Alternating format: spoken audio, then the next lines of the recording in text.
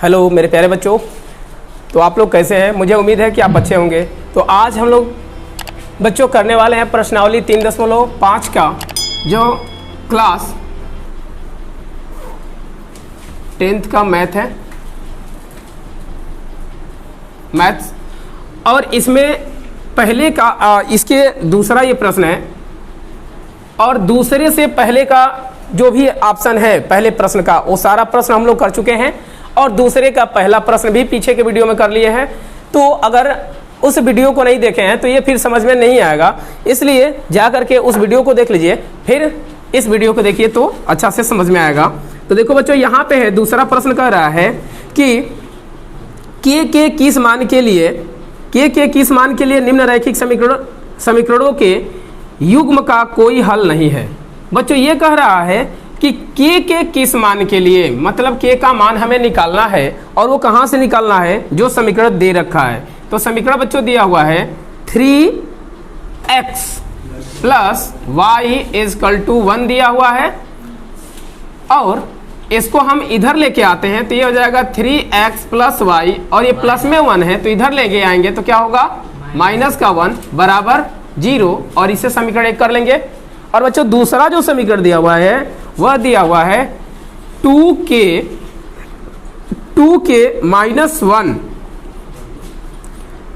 और x plus फिर दिया हुआ है ब्रैकेट में k -1 इज -1 और y दिया हुआ है बच्चों, y इज इक्वल टू दिया हुआ है 2k प्लस 1। बच्चों हमें क्या करना है, इस पक्ष को भी इधर लेके आना है। तो यहाँ पे हो जाएगा 2k माइनस 1 और यहाँ पे x प्लस ये हो जाएगा k माइनस 1 y और इसको इधर लेके आएंगे बच्चों तो ये माइनस के रूप में हो जाएगा क्योंकि दोनों प्लस में है, इधर आएगा तो माइनस हो जाएगा। तो 2k प्लस क्या होगा 1 बराबर हो जाएगा 0 और इस तरह से समीकरण कौन सा हो जाएगा 2। और बच्चों हमें k का मान निकालना है, लेकिन उस स्थिति में मान निकालना है कि यहाँ पे प्रश्न में दिया हुआ है कि जब इसका कोई हल नहीं है। तो बच्चों जब कोई हल नहीं है तो इसके लिए सूत्र क्या होता है यह आपको बता चुके हैं पीछे की वीडियो में। नहीं जानते तो चलो यहाँ पर भी बता दे रहे हैं। तो जब कोई हल नहीं होगा बच्चों तो ये होगा a1 बटा में a2 इजकल टू b1 बटा में b2 is not is equal to c1 बटा में c2। मतलब बच्चों यहाँ से जब कोई हल नहीं है तो ये फार्मूला लगेगा।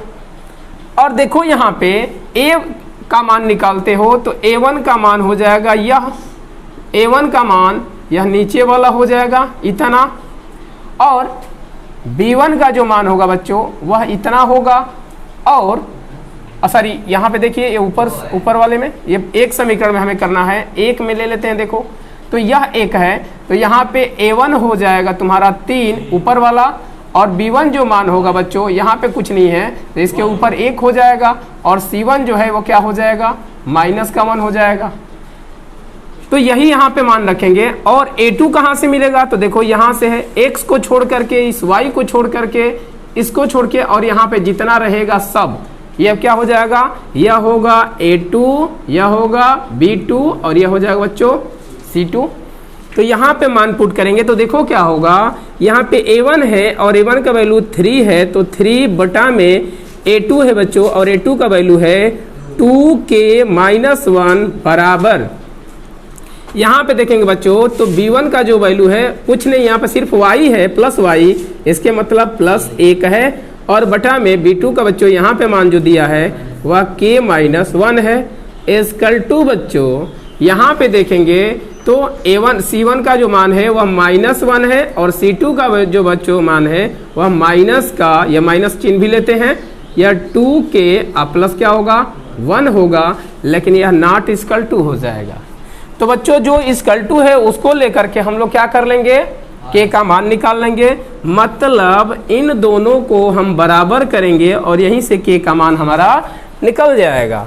तो यहाँ पे देखो क्या हो जाएगा 3 बटा 2k माइनस 1 बराबर बच्चों दिया है 1 बटा में k माइनस 1। तिर्यक अगर गुणा करते हैं तो 3 से गुणा कर देंगे इन दोनों में, तो k-1 हो जाएगा, और बराबर इस 1 से गुणा कर देंगे इन दोनों में, मतलब हो जाएगा 2k-1। और यहाँ पे करेंगे बच्चों तो ये हो जाएगा 3k-3 इजकल टू 2k-1, और 3k यहाँ पे 2k है, इसको इधर लेके आएंगे तो -2k इजकल टू -1, और ये माइनस है तो उधर जाएगा तो प्लस का 3 हो जाएगा। 3k में से 2k निकल जाएगा तो सिर्फ k बचेगा, और यहाँ पे 3 में से 1 निकल जाएगा बच्चों, तो ये आएगा 2, जो कि यही हमारा क्या होगा, आंसर हो जाएगा। इस तरह से यह प्रश्न क्या हुआ, कंप्लीट हुआ। तो बच्चों अब कह रहा है तीसरे प्रश्न, और तीसरा प्रश्न में कोई ऑप्शन नहीं है, सीधा एक ही प्रश्न है। इस प्रश्न को हम लोग करेंगे, तो स्क्रीनशॉट करना है तो कर सकते हो या नोट कर लो, और आंसर मिलाना मत भूलो, बुक से जो है आंसर भी मिला लिया करो, जिससे कॉन्फिडेंसी बनी रहे। तो बच्चों अब कर लेते हैं हम लोग तीसरे प्रश्न को।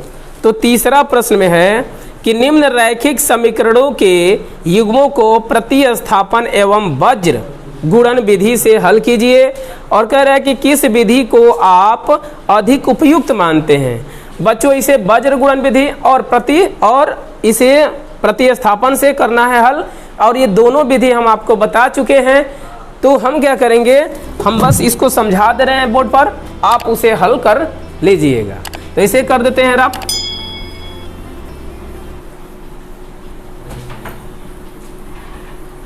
बच्चों तीसरा नंबर जो प्रश्न है वो देख लेते हैं। तो तीसरा प्रश्न दिया हुआ है कि 8x और फिर दिया हुआ है +5y। बच्चों देख लेते हैं यहाँ पे, तो 8x और +5y इजकल टू में दिया हुआ है 9, और इसको इधर लेके आएंगे तो ये हो जाएगा 8x, ठीक है, और +5y और -9 बराबर हो जाएगा 0। इस तरह से क्या हो जाएगा पहला समीकरण। और दूसरा समीकरण बच्चों दिया हुआ है 3x + 2y और बराबर में दिया हुआ है 4। इसको हम क्या करते हैं, इधर लेके चले आएंगे, ये हो जाएगा 3x + 2y प्लस है, इधर आएगा तो माइनस, यहाँ पे क्या बच गया 0, और ये कौन सा समीकरण हुआ, दूसरा। अब इसे हमें क्या करना है, वज्र गुणन विधि से हल करना है। तो आपको सूत्र बताए थे किस तरह से, देखो यहाँ पे हो गया तुम्हारा सर्किल, ऐसे A यहाँ पे लिख लो, B यहाँ पे लिखो और C यहाँ पे लिखो, ठीक है। प्रतिस्थापन भी बता देंगे, चलो पहले अब ये देख लो, और नहीं तो अगर प्रतिस्थापन देखना चाहते हो तो चलो यहाँ पे प्रतिस्थापन नियम बता दे रहे हैं। इसका पहले प्रतिस्थापन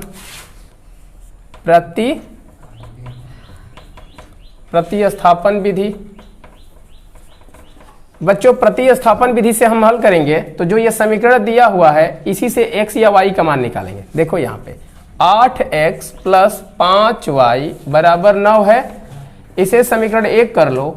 और दूसरा देखो ये वाला दिया था, इसको लिख लेते हैं 3x + 2y बराबर 4, और यहाँ से हम x का वैल्यू निकाल लेते हैं या y का।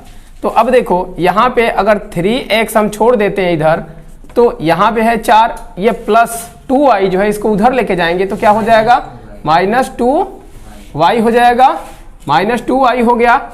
और बच्चों यहाँ से यह 3 गुणा के रूप में है, जब उधर लेके जाएंगे तो बटा में चला जाएगा, तो यहाँ से 3 हट जाएगा, और यह x का मान आ गया। लिख लो, यह मान समीकरण किस में रखने पर, 1 में रखने पर। तो 1 में रख देंगे बच्चों, तो ये हो जाएगा 8 गुणे x के जगह पे ये मान रख लेना है, तो 4 - 2y बटा में 3, और प्लस दिया हुआ है 5y बराबर 9।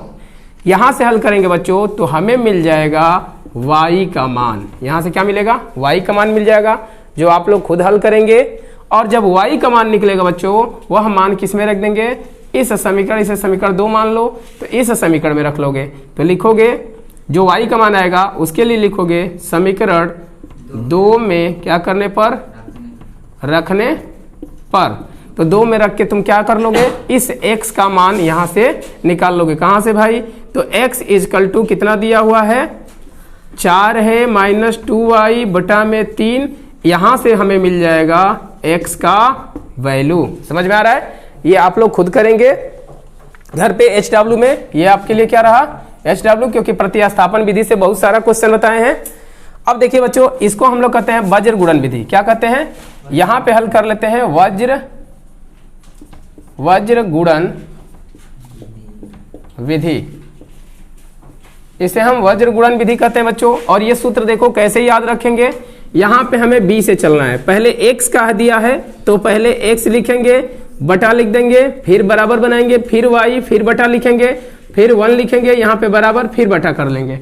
अब देखो क्या लिखेंगे, b से c की तरफ हमें चलना है तो यहाँ पे हो जाएगा bc, फिर माइनस लगाएंगे, फिर bc लिखेंगे, फिर क्या करेंगे बच्चों, c से a की तरफ चलेंगे तो ca माइनस, फिर लिख देंगे ca, और फिर a से कहाँ चलेंगे, b की तरफ, तो ये हो जाएगा ab, अब माइनस लिखेंगे, फिर a और b। और एक कोड बताए थे आपको 12 और 21, ये भूलना नहीं है। यहाँ पे लिख लो 12, यहाँ पे 21, फिर 12, फिर 21, फिर 12 और फिर 21। इस तरह से आपका वज्र गुणन विधि का फार्मूला तैयार हो गया। समझ में आ रहा है? तो इस पे हम लोग मान यहाँ से रख लेंगे। देखो यहाँ पे हम निकाल दे रहे हैं a1 का मान, देखो ये है a1 बराबर जो दिया है 8 है, b1 का जो मान दिया हुआ है बच्चों 5 है, और c1 का जो मान दिया हुआ है -9 है। समझ में आ रहा है? और यहाँ पे देखेंगे तो a2 का जो मान है 3 है, और b2 का जो मान है बच्चों 2 दिया हुआ है, और c2 का जो मान है वो -4 दिया हुआ है। यह मान आपको क्या करना है, इस सूत्र में हमें अप्लाई करना है। इस सूत्र में अप्लाई करके हम दोनों मान को और क्या निकाल लेंगे हम, x और y का मान। तो x का मान निकालना होगा बच्चों, तो इसको और इस लास्ट वाले को एक साथ लेके हल करेंगे बराबर करके, और y का निकालना होगा तो इन दोनों को, y और अचर पद वाले को क्या करेंगे, एक साथ लेकर के हल कर लेंगे। समझ में आ रहा है? कर लेंगे कि बताना पड़ेगा?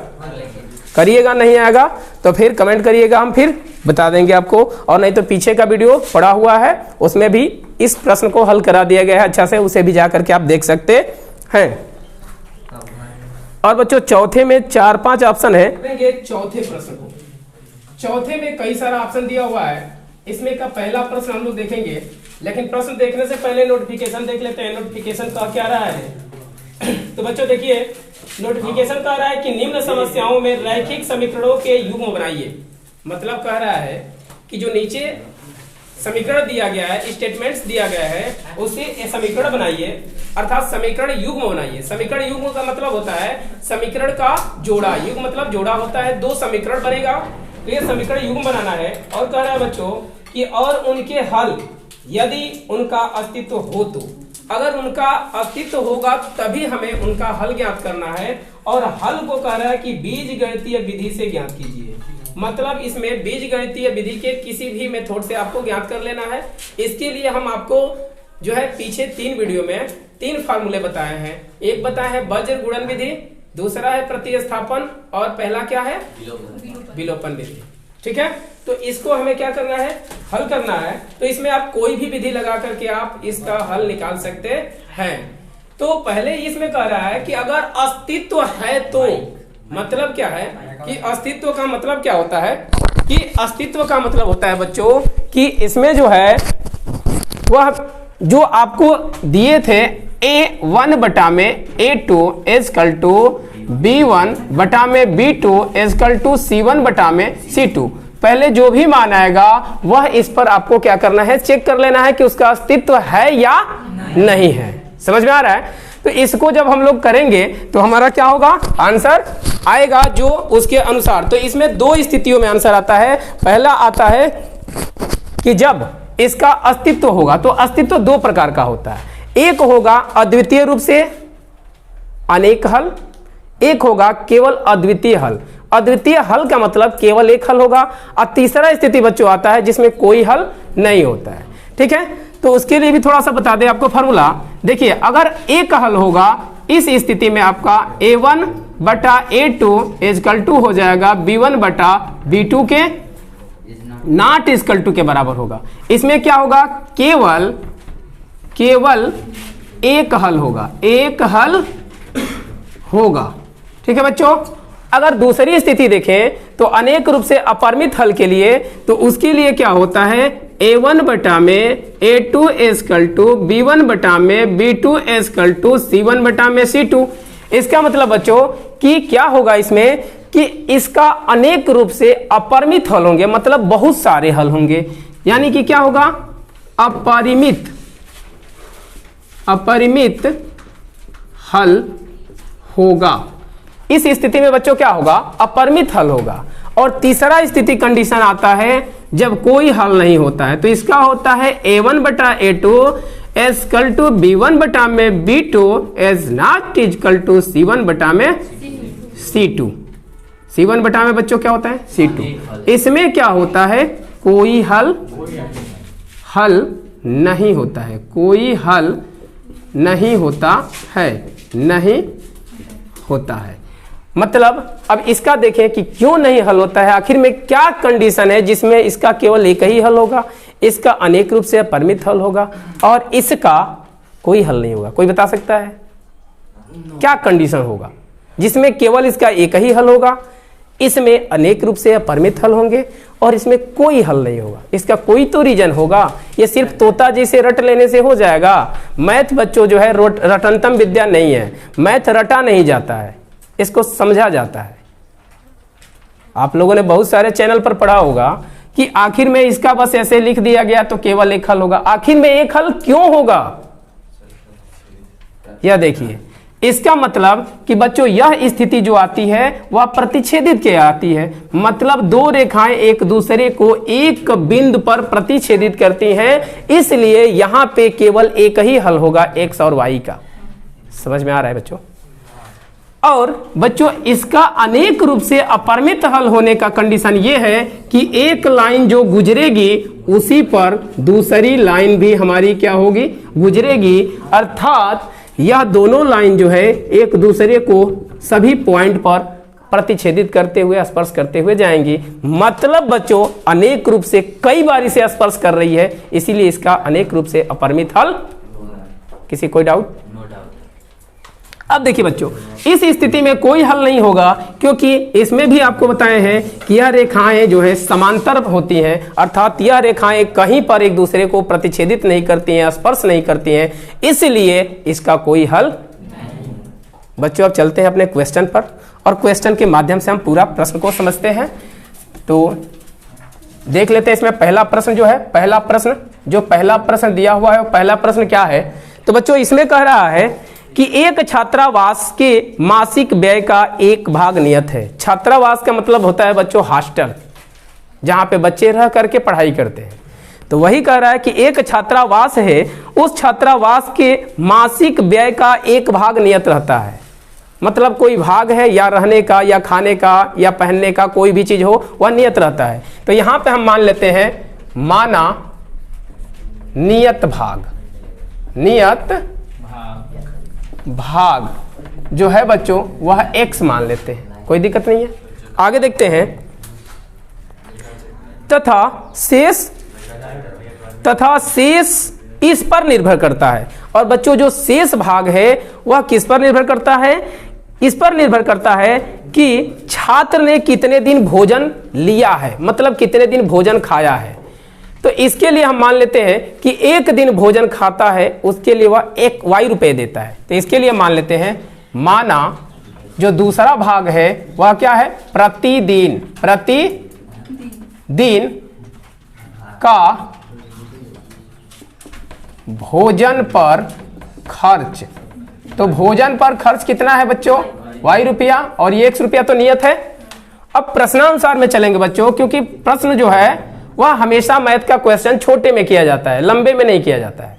तो प्रश्नानुसार में आते हैं, तो प्रश्नानुसार में हो जाएगा, देखिए कह रहा है कि जब एक विद्यार्थी ए कोई विद्यार्थी है, प्रश्नानुसार में ए के लिए ऐसे लिख देते हैं, ए के लिए।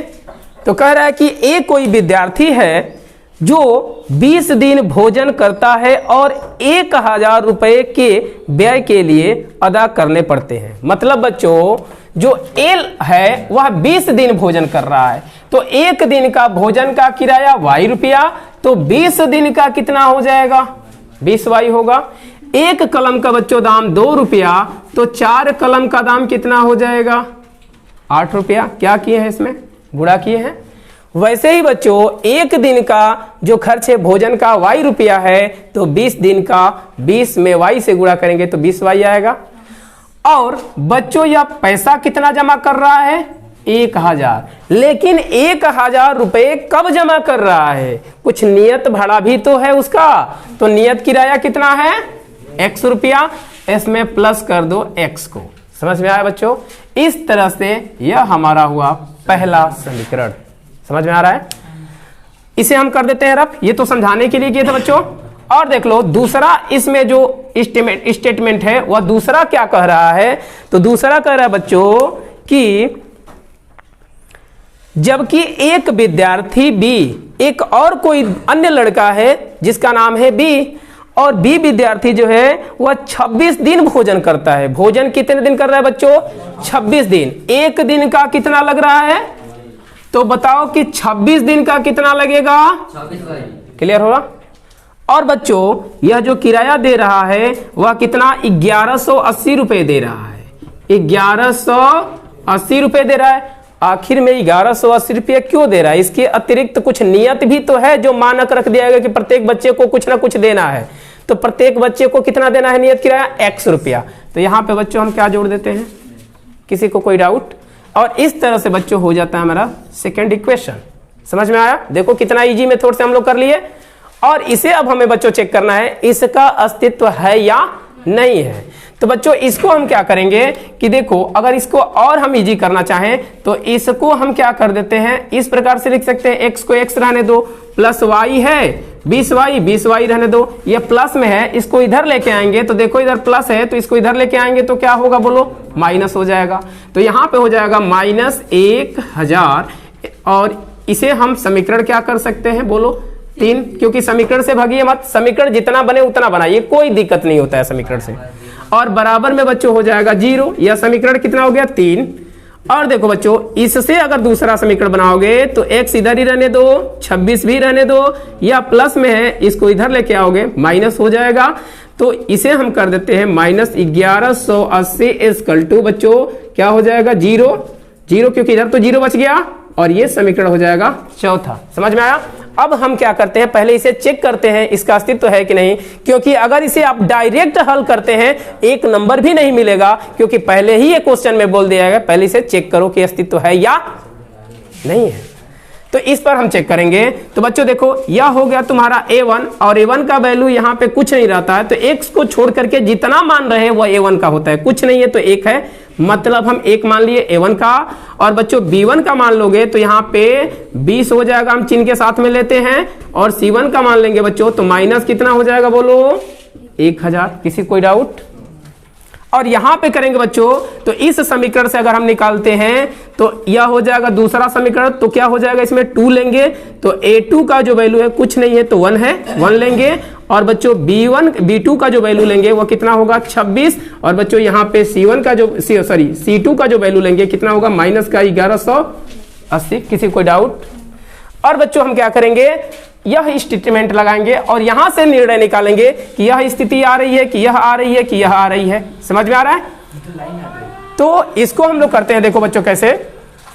यहां पे हम इसे क्या कर लेते हैं, यहां पे यह मान रखते हैं तो a1 का मान रखेंगे पहले। तो a1 का वैल्यू कितना है बच्चों? 1 है, 1 रख लो।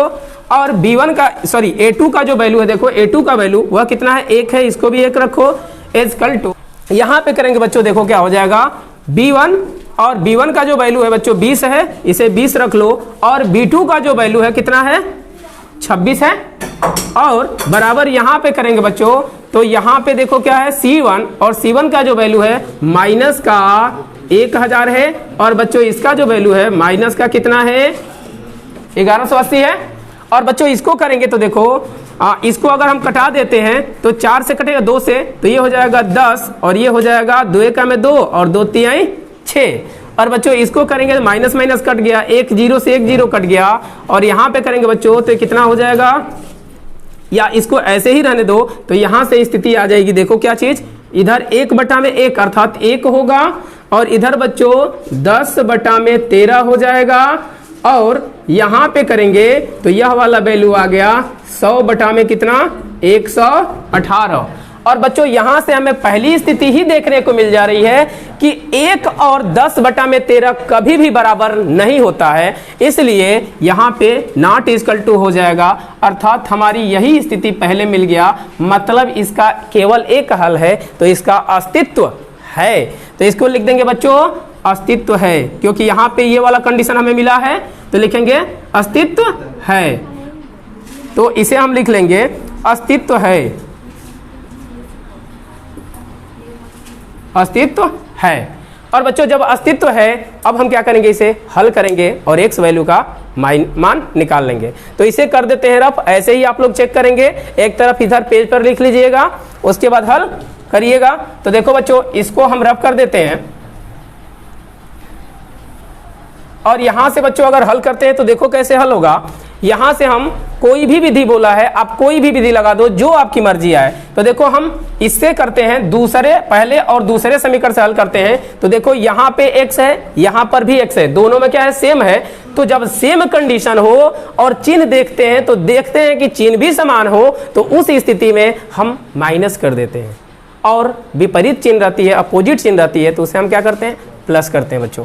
तो यहाँ पे समान चिन्ह दिख रहा है, पहले और दूसरे समीकरण में क्या दिख रहा है समान चिन्ह दिख रहा है, तो हम क्या करेंगे माइनस करेंगे। तो यहाँ पे लिख लेते हैं एक लाइन और स्टेटमेंट, समीकरण 1 माइनस समीकरण 2 से। तो 1 और 2 से करेंगे बच्चों, तो यहाँ पे हो जाएगा x plus 20y is equal to 1000 है, और यहाँ पे बच्चों है x प्लस 26 है ना, 26y इजकल टू 1180 है। ठीक है बच्चों, 1100 कितना है 80 है। और जब माइनस करते हैं तो एक बात याद रखिएगा मेरे प्यारे बच्चों कि यहाँ पे चिन्ह क्या कर देते हैं अपोजिट कर देते हैं। तो यहाँ पे हो जाएगा बच्चों माइनस, यहाँ पे प्लस है माइनस, यहाँ पे भी प्लस है माइनस, ये बर्बाद हो जाएगा। और 26 में से 20 जाएगा बच्चों, तो ये आ जाएगा 6, कितना आएगा 6y। लेकिन बड़ा हमारा 26 है 20 से, इसलिए इसका चिन्ह ये माइनस रखेंगे, क्योंकि ये चिन्ह भूल जाते हैं जो पहले से रहती है।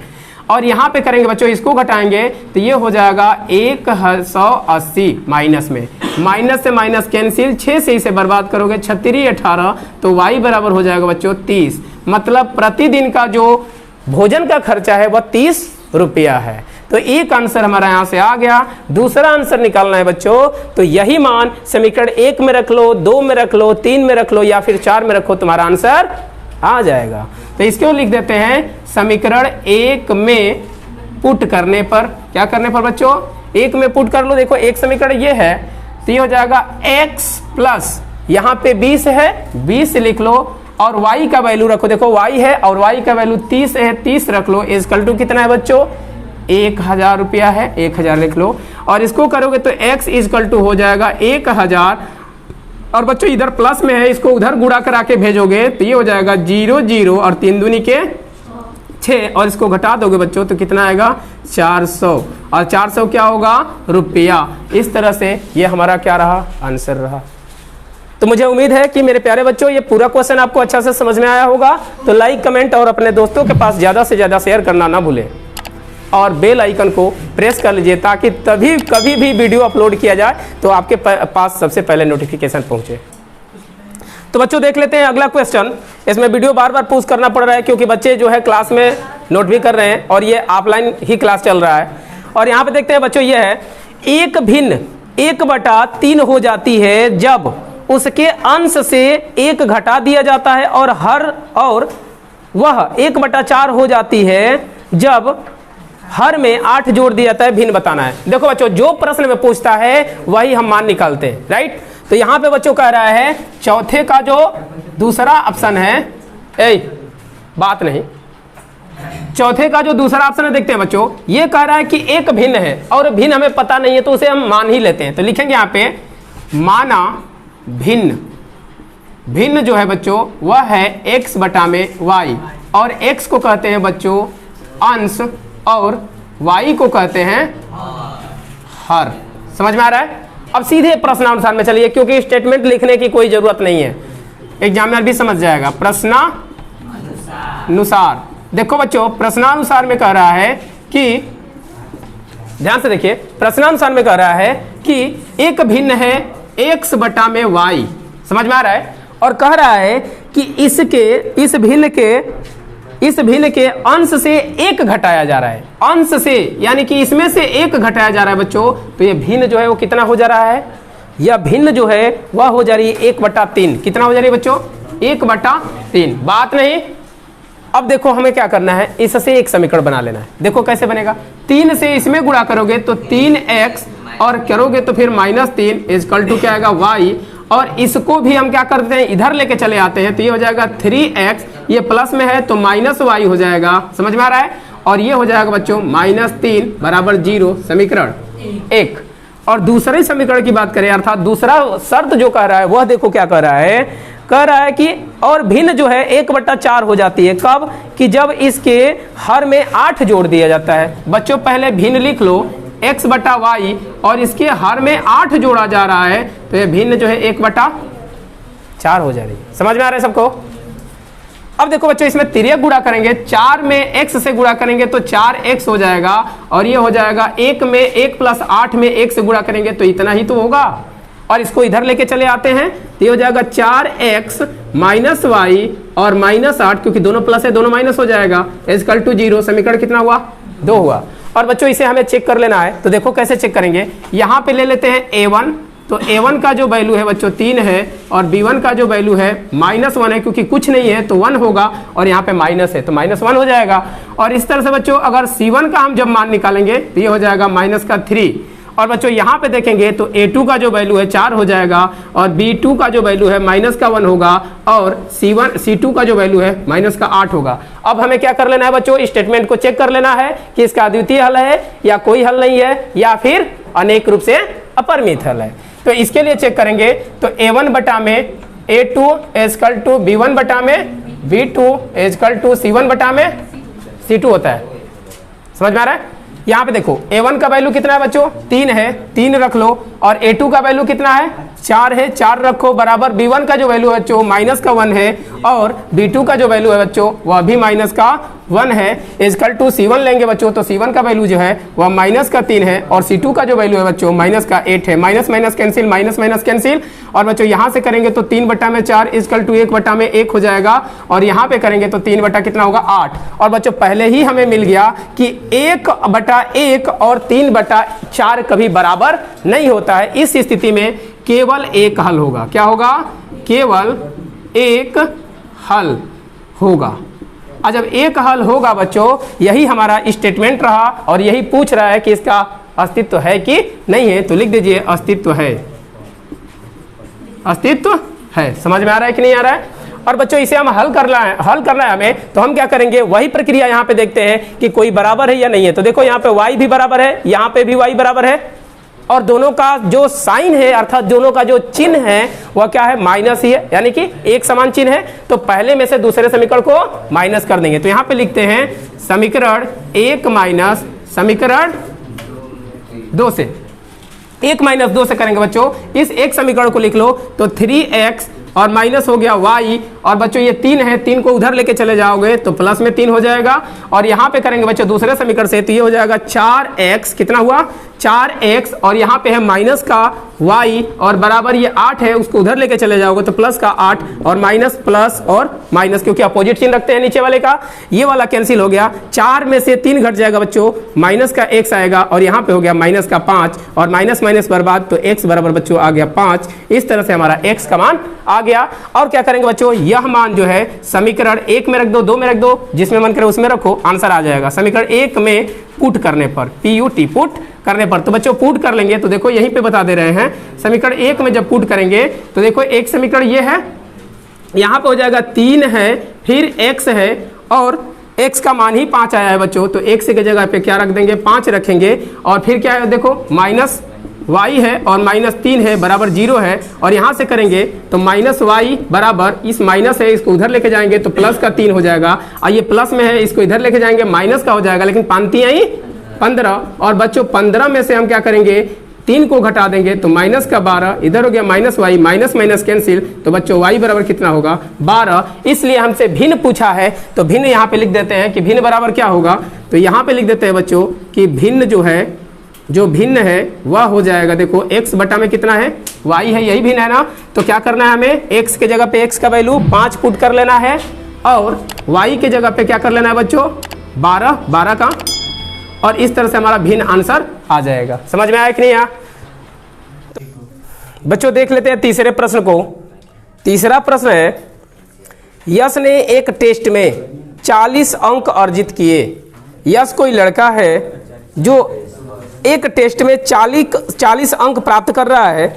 जब उसे प्रत्येक सही उत्तर पर 3 अंक मिले तथा यानी कि एक सही उत्तर कर रहा है तो उसके लिए उसे 3 अंक मिल रहा है। तो बताओ कि 2 सही करेगा तो कितना नंबर मिलेगा? 6 नंबर मिलेगा। फिर कह रहा है यहाँ पे कि तथा अशुद्ध उत्तर पर 1 अंक की कटौती की जा रही है और गलती कर रहा है बच्चों तो 1 नंबर क्या हो जा रहा है? माइनस हो जा रहा है, कट जा रहा है। फिर कह रहा है कि यदि गलत कर रहा है तो 2 नंबर मिल जाएगा। हाँ, अब देखो फिर कह रहा है कि यदि उसे सही उत्तर पर 4 अंक मिले तथा अशुद्ध उत्तर पर 2 अंक कटे तो यश 50 अंक अर्जित करता है। टेस्ट में कितने प्रश्न थे? तो यहाँ पे बच्चों हम लोग मान लेते हैं पहले प्रश्न को ही, तो लिखेंगे माना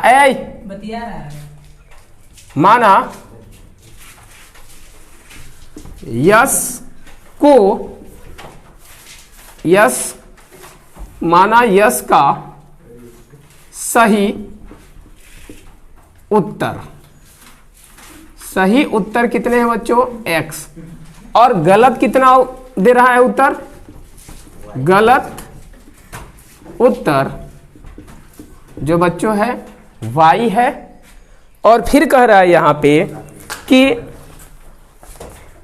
यश ने एक टेस्ट में 40 अंक प्राप्त किया। भाई टेस्ट जो है प्रश्नानुसार में करें, प्रश्नानुसार,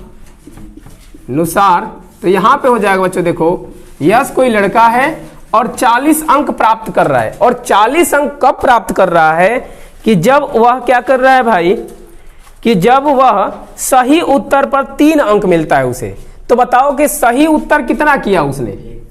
x किया, तो टोटल नंबर कितना मिलेगा? 3x मिलेगा ना। और कह रहा है इसमें कि और अशुद्ध पर 1 नंबर कटौती हो रही है। तो अशुद्ध उत्तर कितना है? गलत उत्तर y है, और कितने का कटौती हो रहा है? 1 का। और 1 में y से करेंगे तो क्या हो जाएगा? 1y हो जाएगा। और ये समीकरण क्या होगा हमारा? फर्स्ट हो जाएगा। तथा दूसरा शर्त कह रहा है बच्चों कि सही उत्तर पर जो है उसे 4 अंक मिल रहे हैं। तो सही प्रश्न है x, और कितना मिल रहा है एक प्रश्न पर? 4 अंक। और कितना कट रहा है? गलती उत्तर पर 2, तो गलत उत्तर दिया y, तो 2y हो गया, और टोटल नंपर पा गया 50। यहां से अगर 2 हम कॉमन ले लेते हैं तो ये हो जाएगा 2x माइनस वाई बराबर 50, और 2 से इसे कटा देंगे तो ये हो जाएगा 25। तो ये हो जाएगा बच्चों 2x माइनस वाई बराबर 25। इस तरह से समीकरण हो जाएगा दूसरा। समझ में आ रहा है बच्चों? यहां पे देख रहे हैं कि माइनस वाई और माइनस वाई दोनों सेम है, तो हम लिखेंगे समीकरण 1 माइनस 2 से। तो यहां पे लिखते हैं समीकरण 1 माइनस समीकरण 2 से। तो क्योंकि समान चिन्ह रहता है तो घटा देते हैं, तो 1 और 2 से करेंगे बच्चों। तो यहां पे हो जाएगा देखो एक समीकरण है तुम्हारा 3x माइनस वाई बराबर है 40, और यह दूसरा समीकरण जो है वह है 2x माइनस वाई बराबर है 25 है। और घटाने पर लिखे हो बच्चों तो इसके चिन्ह को बदल देंगे, प्लस है तो माइनस, माइनस है तो प्लस, और यहाँ पे प्लस है तो माइनस। तो ये हो जाएगा कैंसिल, क्योंकि एक प्लस और एक माइनस, और 3 में से 2 घट जाएगा तो x हो जाएगा। और यहाँ पे करेंगे बच्चों तो 10 में से 5 जाएगा तो 5 होगा, और 3 में से 2 जाएगा तो 1।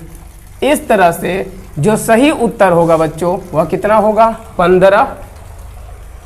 अब कह रहा है इसका अस्तित्व भी चेक करना था ना। अस्तित्व आप लोग चेक कर लीजिएगा है कि नहीं इसका। चलिए अब आगे देख लेते हैं दूसरा।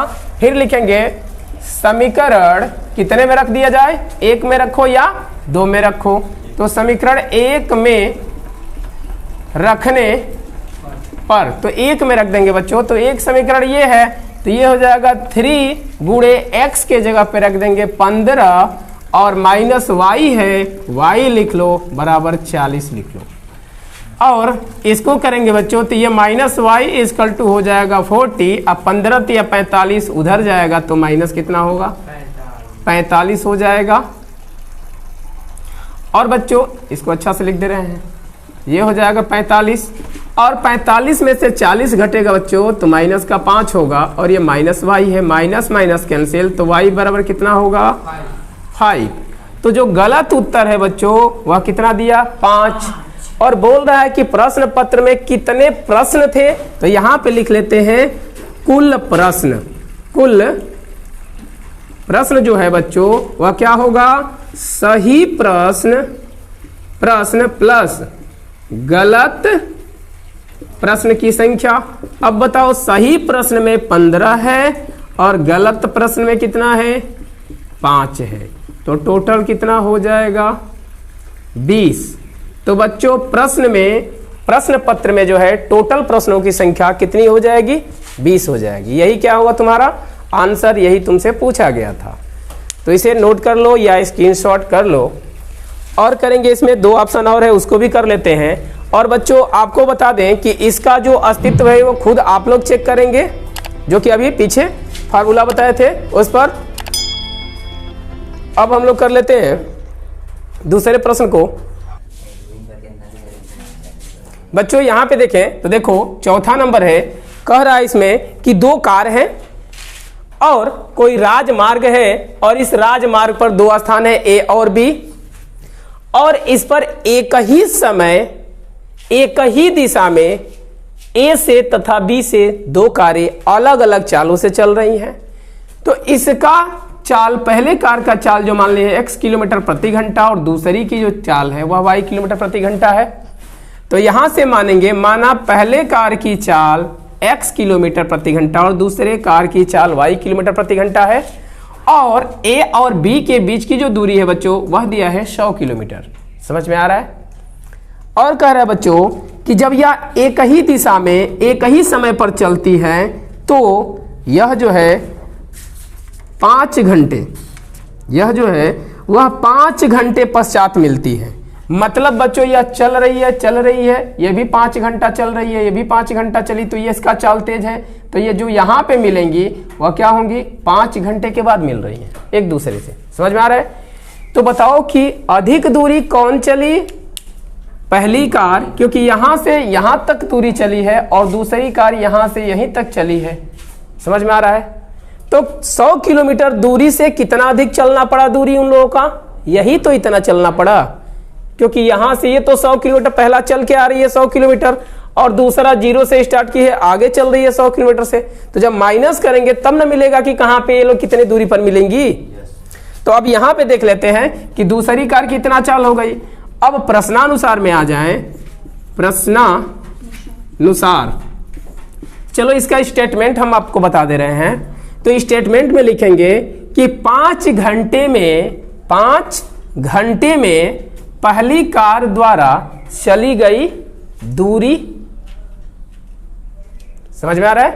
तो यहां पे लिखेंगे पहली कार द्वारा 5 घंटे में, यानी कि हावर में चली गई क्या चीज, दूरी। तो बताओ बच्चों दूरी बराबर क्या होता है, चाल गुणे समय। दूरी बराबर चाल गुणे समय। तो चाल कितना है बच्चों, वह पहले की चाल है x और समय कितना है, यानी कि दूरी बराबर होता है चाल अगुणे समय। तो बताओ पहली भी 5 घंटा के बाद मिल रही है चल के, और दूसरी भी चल रही है तो 5 घंटे के बाद मिल रही है। तो जो दूरी होगा पहले कार की, कितना दूरी तय करेगा, तो 5 यानी कि घंटा, और चाल कितना इसका x किलोमीटर, तो ये हो जाएगा x, अर्थात ये हो जाएगा बच्चों 5x। क्या चीज हो जाएगा बोलो, दूरी है तो किलोमीटर हो जाएगा। फिर लिखेंगे तथा दूसरी कार द्वारा 5 घंटे में चली गई, बोलो क्या चीज, दूरी। तो चली गई दूरी जो होगी बच्चों वह क्या होगी, y यानी कि चाल गुणे समय, अर्थात इसे हम कह सकते हैं 5y किलोमीटर, इतना दूरी तय करेगी। अब बताओ बच्चों, यह जो है वह यह मिल कब रही है, 5 घंटे के बाद मिल रही है, मतलब यह ज्यादा दूरी चली और यह कम चली। तो ये पूरे दूरी में से इतनी दूरी घटाएंगे तो यह 100 किलोमीटर बचेगा कि नहीं बचेगा बोलो। यहां से और यहां तक जाके मिल रही है, तो इस पूरे दूरी में से इस y वाली दूरी की यानी कि दूसरी चाल की, दूसरी कार की जो दूरी घटा देंगे तो 100 किलोमीटर के बराबर होगा। तो यहां पे लिखेंगे अतः, यहां पे लिखेंगे अतः इसकी पहले कार की दूरी यानी कि 5x माइनस दूसरे कार की दूरी 5y बराबर कितना दूरी तय की, 100 किलोमीटर के बराबर होगा। यहां से बच्चों अगर हम 5 कॉमन ले लेते हैं तो x माइनस वाई हो जाएगा बराबर 100 हो जाएगा बोलो। 5 से कटा दोगे तो 5 दूनी के 10 यानी कि x माइनस वाई बराबर 20 हो जाएगा बोलो। और इस तरह से समीकरण कौन सा हो जाएगा, फर्स्ट हो जाएगा। और बच्चों यहां पे अब आगे चलें तो दूसरा कह रहा है कि यदि दोनों कार विपरीत दिशा में चलती है, मतलब एक पहली कार जो है इधर से इधर चल रही है, दूसरी कार भी यहां से इधर चल रही है, एक इधर जा रही है तो एक इधर आ रही है, तो विपरीत दिशा में हुआ। एक कार ऐसे गई, एक कार इस तरह से गई, तो दोनों कार एक दूसरे की क्या हो रही है, विपरीत हो रही हैं।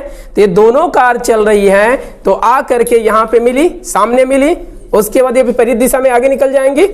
तो यही कह रहा है दूसरा स्टेटमेंट में कि कार जो है वो क्या चल रही है, विपरीत चल रही है। तो कितने घंटे के बाद मिल रही है बच्चों, 1 घंटे के बाद मिल रही है।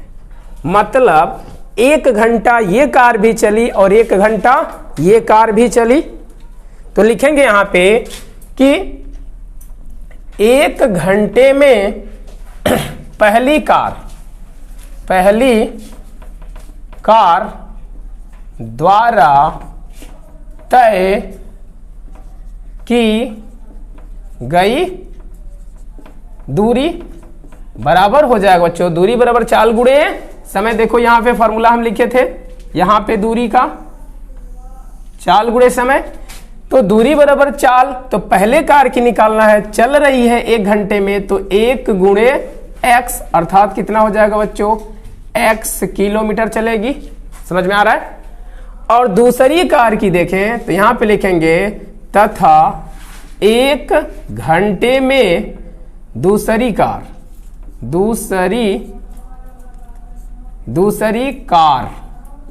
द्वारा तय की गई दूरी जो होगी बच्चों वह क्या हो जाएगी बोलो, 1 घंटा, क्योंकि 1 ही घंटा में चल रही है वो भी, तो 1 गुणे y बराबर हो जाएगा y किलोमीटर।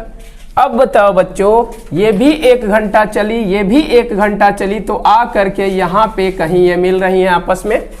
तो बताओ कि दोनों दूरी कितना तय की, दोनों मिलके 100 किलोमीटर ही चली। तो यहां पे लिखेंगे अतः 1 घंटे में पहले कार द्वारा चली गई दूरी x किलोमीटर है, तो ये हो जाएगा x प्लस 1 घंटे में दूसरे कार द्वारा चली गई दूरी y है, और टोटल दूरी जो है कितना तय कर रही है, 100 किलोमीटर बोलो। इस तरह से समीकरण हो गया तुम्हारा सेकंड। समझ में आया।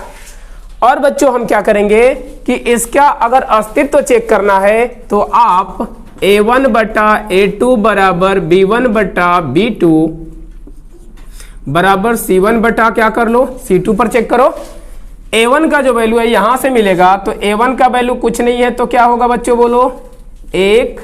b1 का वैल्यू जो है बच्चों -1, और c1 का जो वैल्यू निकालोगे वह इसको इधर लेके आओगे तो क्या हो जाएगा, माइनस हो जाएगा। तो ये हो जाएगा -20, जो कि वीडियो कट रहा है, तो चलो कोई बात नहीं, यहाँ पे हम इसे लिख देते हैं। यहाँ पे देखो a1 का जो मान होगा बच्चों वह हो जाएगा 1, b1 का जो मान होगा बच्चों वह हो जाएगा -1 और c1 का जो मान हो जाएगा वह, इसको इधर लेके आएंगे तो -20 हो जाएगा। और यहाँ पे करेंगे, यहाँ से अगर निकाले तो a2 का जो मान होगा कुछ नहीं है तो 1 और b2 का जो मान निकालेंगे वह हो जाएगा 1 और c2 का अगर मान निकाले तो इसको इधर लेके आएंगे तो -100। अब इस पर हमें रख के चेक कर लेना है।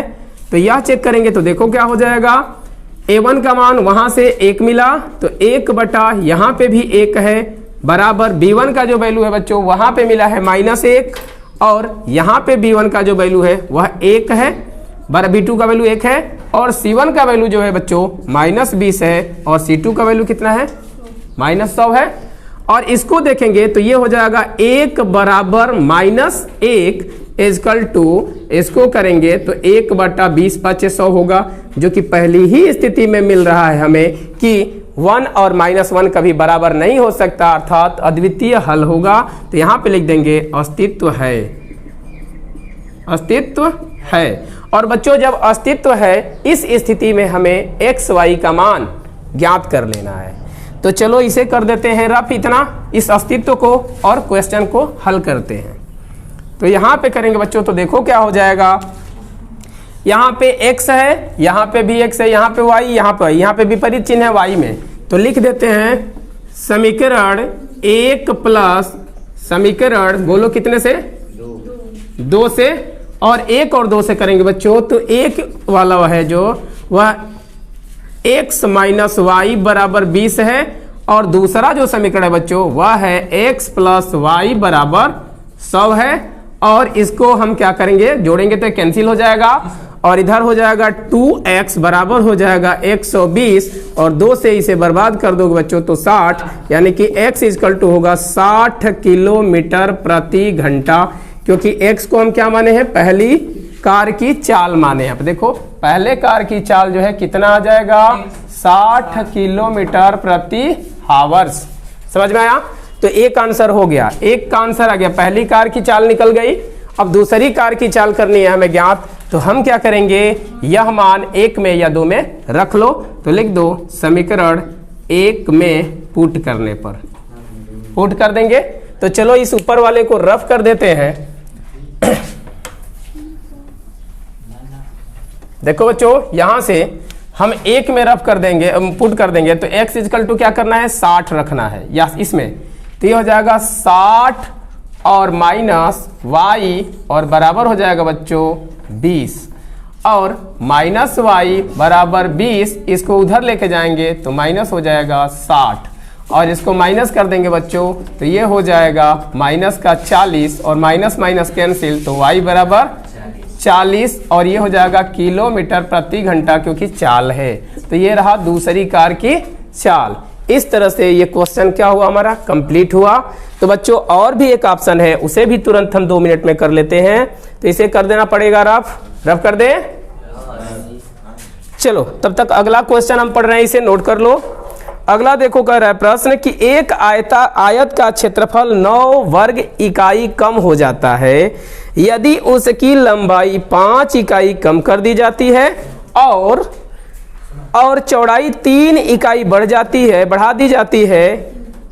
फिर कह रहा है कि यदि हम लंबाई को 3 इकाई और चौड़ाई को 2 इकाई बढ़ा दें तो क्षेत्रफल इतना वर्ग इकाई बढ़ जाता है। आयत की विमाएं ज्ञात कीजिए। बहुत ही इजी चैप्टर है, इजी प्रश्न है। और बच्चों बता दें कि यह प्रश्न 2019 में आया हुआ था। यह जो है बोर्ड पेपर में 2019 में प्रश्न आया हुआ था। तो इसे हम लोग कर लेते हैं रफ और फिर करेंगे हल। जी चलो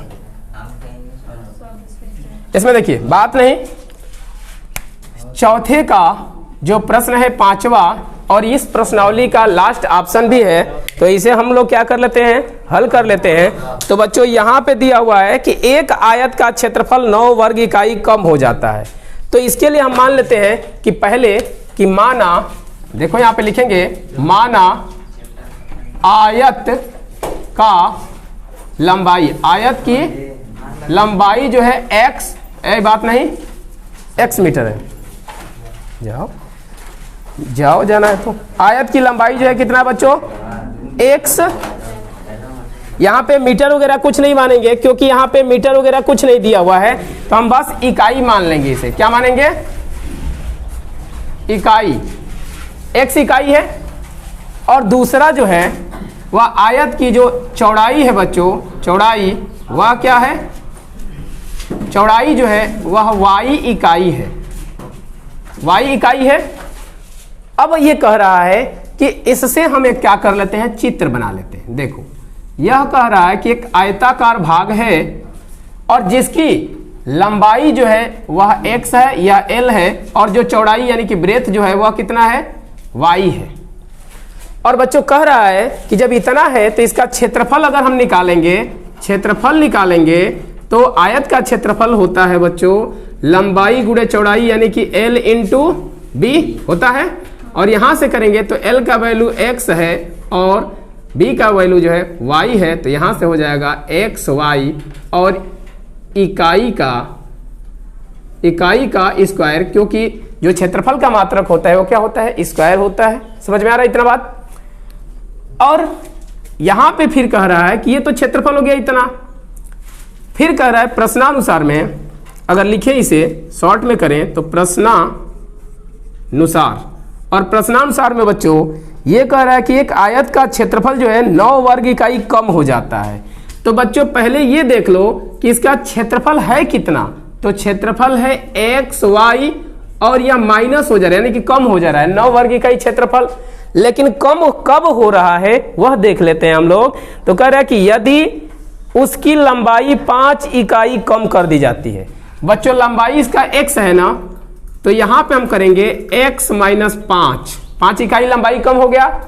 और फिर कह रहा है कि और चौड़ाई 3 इकाई बढ़ा दी जाती है, और जो चौड़ाई है बच्चों y वह बढ़ा दी जा रही है यानी कि प्लस कर दिया जा रहा है 3 इकाई, तो यह क्षेत्रफल ही तो होगा, बोलो। अब इसको गुणा कराएंगे तो x में y से गुणा होगा तो xy, x में 3 से गुणा होगा तो प्लस 3x, 5 से y में गुणा होगा तो माइनस 5y, और 5 से 3 में होगा तो प्लस माइनस माइनस, और पंक्ति आई 15, और बराबर हो जाएगा बच्चों xy माइनस 9। और इसको हम अगर इधर लेके आते हैं तो माइनस हो जाएगा, तो यहां पे हो जाएगा, या इसी को उधर लेके चले जाओ तो इधर बचेगा 3x माइनस 5y, और बराबर यहां पे करें तो ये है xy माइनस 9 है। अब देखो xy को उधर लेके चले जाओ तो माइनस xy होगा, माइनस 15 है, इसको उधर लेके चले जाओ तो प्लस का 15 हो जाएगा।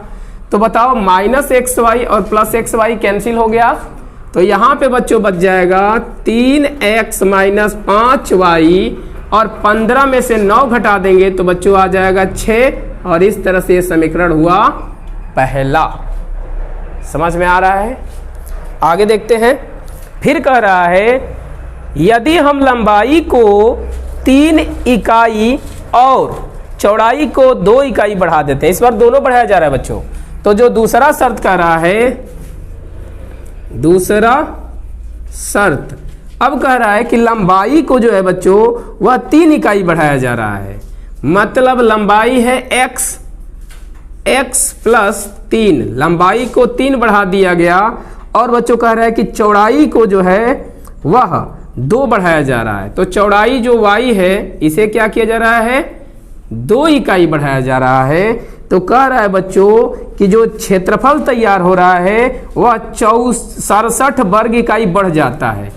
तो बताओ कि पहले क्षेत्रफल कितना था, xy था, और इसमें कितना बढ़ जा रहा है, 67। तो बताओ ये भी तो क्षेत्रफल हुआ। समझ में आ रहा है। यहां से अब गुणा कराएंगे तो ये हो जाएगा x में y से गुणा होगा तो xy, x से 2 में गुणा होगा तो प्लस 2x, 3 से y में गुणा होगा तो 3y, और 3 से 2 में होगा तो 3 दूनी के 6, और बराबर हो जाएगा xy प्लस हो जाएगा 67। समझ में आ रहा है। अब इधर कर लेते हैं बच्चों इसे हल। और देखो इसको अगर आगे करेंगे तो 2x और 3y को इधर ही रहने दो, तो ये हो जाएगा 2x और प्लस में है 3y और बराबर, बाकी सबको उस साइड में लेके चलते हैं, तो ये है xy और प्लस है 67 और ये प्लस में है, इसको उस साइड में लेके जाएंगे तो माइनस xy हो जाएगा, और यह 6 प्लस में है, इसको उधर लेके जाएंगे तो माइनस का 6 हो जाएगा। समझ में आई थी बात? आगे करेंगे बच्चों इसे सॉल्व, तो ये हो जाएगा माइनस और ये प्लस कैंसिल, और 67 में से 6 को माइनस कर देंगे तो ये हो जाएगा 61, और यहाँ पे हो गया 2x प्लस 3y। इस तरह से इक्वेशन हुआ ये सेकंड। समझ में आ रहा है? अब हम क्या करेंगे, इसके गुण धर्म को हम लोग चेक करेंगे। समझ में आ रहा है कि अस्तित्व है कि नहीं है? तो बताओ, यहां पे देखो पहले समीकरण में जो a1 था वह 3 है, और जो b1 था वह -5 है, और जो c1 था वह बच्चों कितना है, 6 है। इसी तरह से यहां पे करोगे तो a1 जो है वह कितना है बच्चों, a1 जो है वह कितना है बोलो, a2 जो है वह 2 है, और b2 जो है वह 3 है, और बच्चों c2 जो है वह कितना है, 61 है। और हम चेक करेंगे a1 बटा a2 बराबर b1 बटा b2 बराबर c1 बटा c2 पर चेक करेंगे। तो यहां से करेंगे तो a1 का वैल्यू देखो कितना है, a1 का वैल्यू 3 है, तो 3 बटा a2 का जो वैल्यू है बच्चों वह है 2, तो यहाँ पे हो जाएगा 2 बराबर, यहाँ पे करेंगे तो b1 का जो वैल्यू है -5 है, और b2 का जो वैल्यू है बच्चों 3 है, बराबर c1 का जो वैल्यू है वो 6 है, और c2 का जो वैल्यू है 61 है। तो बच्चों यहीं पे देख रहे हैं कि ये इक्वल टू कभी नहीं हो सकता, 3 बटा 2 और -5 बटा 3, ये कभी भी बराबर नहीं हो सकता, मतलब इसका अस्तित्व है। तो यहाँ पे क्या हो जाएगा, नॉट इक्वल टू क्या हो गया, तो लिख लेंगे अस्तित्व है, अस्तित्व है। और बच्चों जब अस्तित्व है तो इसे हमें क्या कर लेना है, हल कर लेना है। तो ये नहीं करें कौन सी विधि से, इसीलिए कोई भी विधि हल, कोई भी विधि इसमें क्या कर लो, पुट कर लो।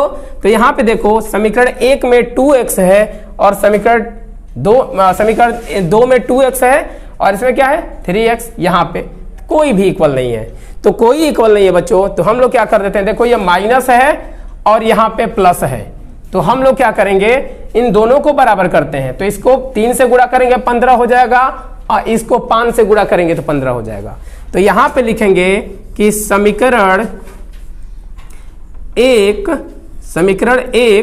गुणे 1 में कितना से करना है कि 15 बन जाए, 3 से, तो 3, और इसका चिन्ह माइनस है और इसका चिन्ह क्या है बच्चों, प्लस है, विपरीत चिन्ह है, तो जोड़ देंगे।